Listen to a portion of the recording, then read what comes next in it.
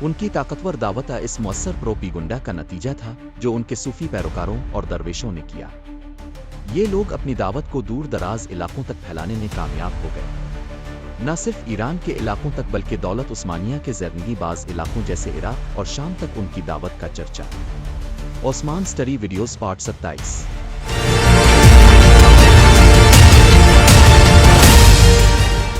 180918 ہے بمطابق 25 اپریل 1512 کو سلطان اپنے بیٹے سلیم کے حق میں تخت و تاج سے دستبردار ہو گیا۔ سلطان سلیم جن کا عرصہ حکومت 918-926 ہے بمطابق 1519 ہے کو شکر کی پشت پناہی بھی حاصل تھی، کیونکہ لشکر کی نظریں سلیم پر لگی ہوئی تھیں اور فوج ان سے امید رکھتی تھی کہ وہ دولت عثمانی کی جنگی سرگرمیوں میں کافی حد تک اضافہ کرے گا اور فتوحات کی تحریک آگے کی طرف بڑھائے گا۔ اسی لیے لشکر نے بایزید کی مخالفت کرتے ہوئے فوراً سلیم کو ان کی جگہ دولت عثمانیہ کا تاجور نامزد کر دیا۔ سلطان تاج و تخت اپنے بیٹے سلیم کے حوالے کر کے دیمو تیقا جاتے ہوئے فوت ہوا، جہاں سے ان کی نعش کو استنبول لا کر جامع بایزید کے جوار میں دفن کیا گیا۔ دوسری بحث سلطان سلیم اول 926918 ہے بمطابق 1512 تا 1520 سلطان سلیم اول 918 میں تخت نشین ہوا۔ شروع ہی سے اپنے مخالفین سے صلح و آشتی کی طرف میلان کا اظہار کیا، خواہ یہ اس کے بھائی تھے یا اس کے بھیجے۔ سلطان سلیم ادب، فارسی شاعری اور تاریخ کا دلدادہ تھا۔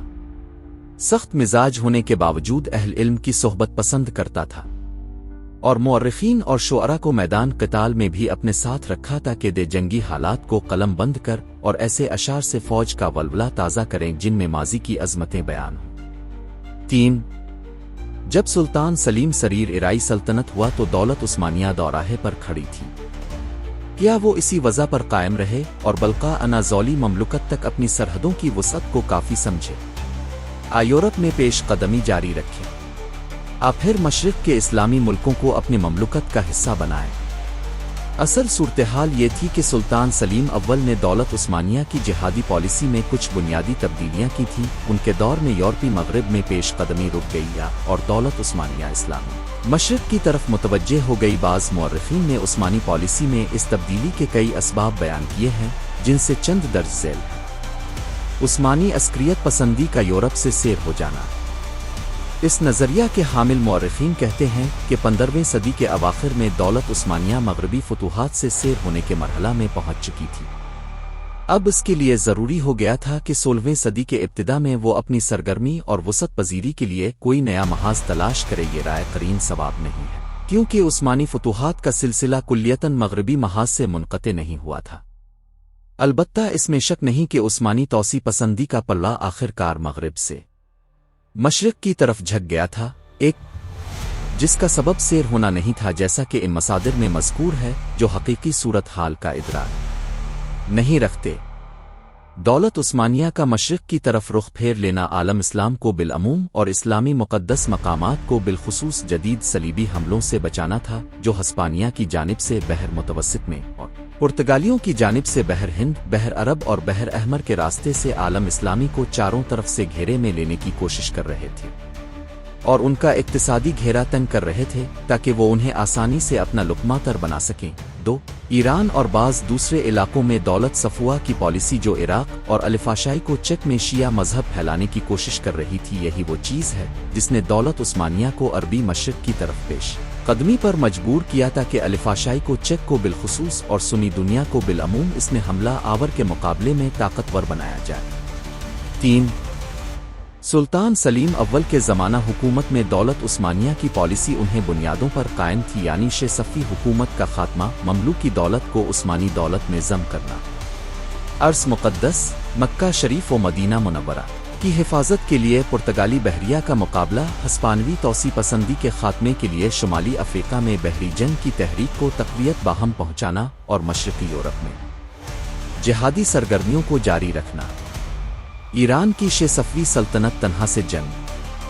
صفویوں کا نسب شیخ صفی الدین اردبیلی 650 ہے، 735 ہے بمطابق 1252 تا 1334 سے جوڑا جاتا ہے، جو شاہ اسماعیل صفی کا جدا اکبر تھا۔ شاہ اسماعیل ہی دولت صفوہ کا بانی شمار ہوتا ہے۔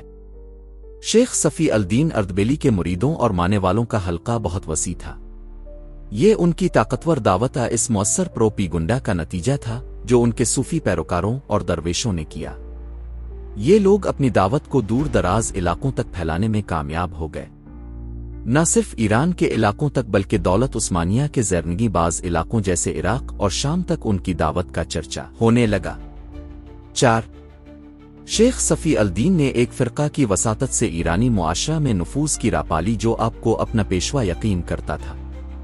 بہت سے ایرانی اس کی تائید اور مدد پر آمادہ ہو گئے اور یہی چیز اس چھوٹے سے فرقہ کی ایک دعوتی جماعت میں تبدیلی کا سبب بنی۔ یہ دعوتی جماعت لوگوں کو شیعہ مذہب کی طرف مائل کرتی تھی۔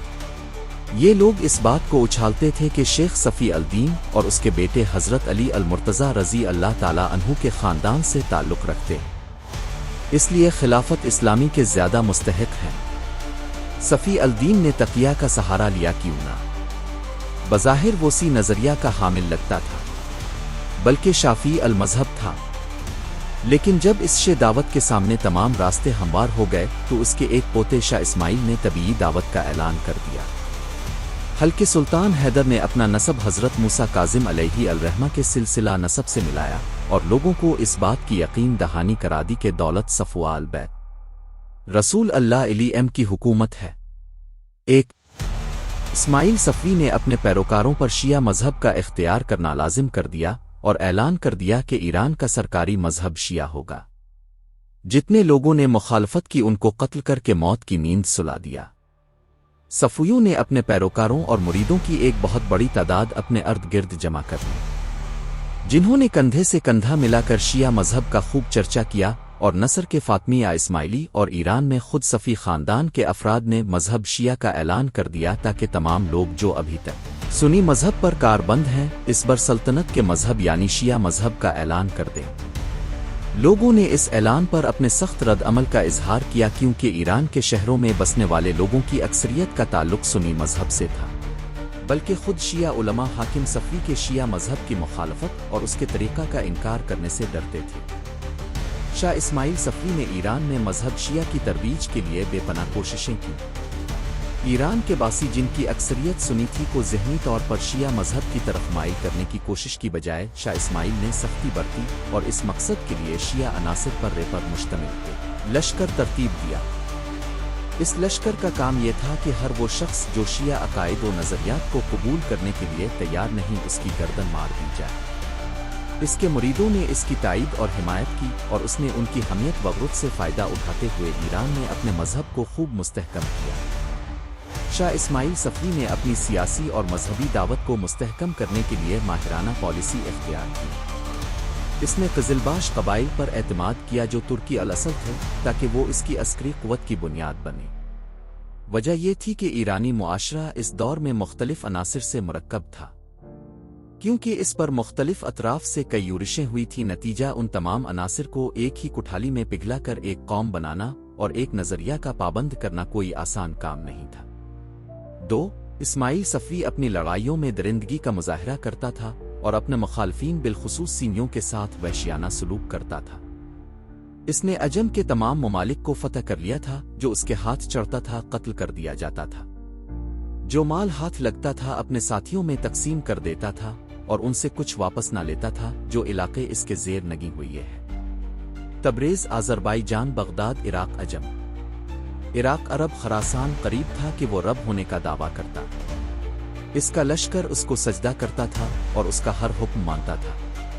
قطب الدین حنفی اللہ علام میں کہتے ہیں اسماعیل صفوی نے 10 لاکھ سے زیادہ افراد کو قتل کیا۔